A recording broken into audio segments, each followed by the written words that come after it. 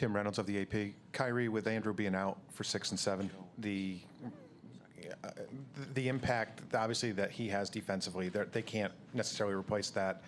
How will that change the way you guys approach what you want to do offensively tomorrow night?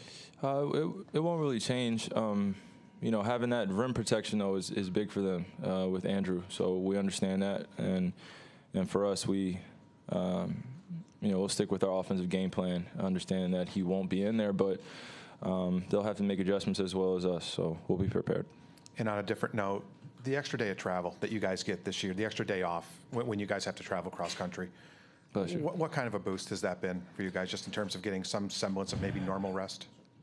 It's been beneficial for me for sure. I think I hope my teammates can say the same. You know, that 4.5-hour flight coming from the West Coast and getting adjusted back to the time, it could take a toll on everybody. But I mean, I love the extra day. You know, just coming in, able to get some work in and get treatment when you need to and prepare for the game. You know, I know the NBA and I know the fans would like to see all of us at our best, and that extra day is beneficial. Joe in the front. Joe Varden, Cleveland.com. Kai, going back to Game 4, did you guys feel after that one that might have been a game that you let slip? I feel like there were just a lot of mistakes that we made that we definitely could have controlled. Offensive rebounding, just defensive execution, offensive execution. In terms of our spacing, especially down the stretch, things that we definitely can control. We felt that Game 4, they took advantage of a lot of our mistakes, and that's what a great team does. So I guess if you take that 5-minute stretch out and look at games 3, 4, and 5, you guys have been playing pretty well. And I don't know where you are on the idea of momentum carrying from one game to the next, but do you feel like coming into Game 6 that you guys have put together some good games? We have, but you have to sustain it. And if we sustain it, we feel like we're in a great position. But if we don't, then we put ourselves in a Game 4 position. And only thing that matters is wins and losses. And I mean, I'm big in momentum, but it's so shifty sometimes. It could, you know, minute to minute, second to second, it can change. So I'm just about offensive execution, defensive execution, and sticking to our game plan.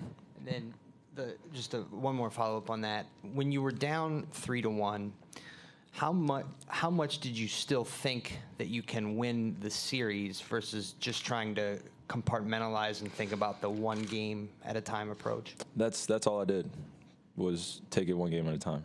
That's it. I couldn't really think about the what ifs or what could happen, what should happen. I can't really think of that. All I'm really thinking about is the moment that we're in and taking advantage of it. Over here, Al. Al Sarasovic, San Francisco Chronicle. You talked about Bogut a little bit. I'll follow on that. With him out of the game, do you think that opens things up for you guys to get to the hoop, to the rim a little more than usual? And then you have Draymond Green coming back after his suspension. Can you talk a little bit about what you expect to change in terms of the Warriors' style of defense with his return? Well, those are two great defensive presence guys for their team. We understand that.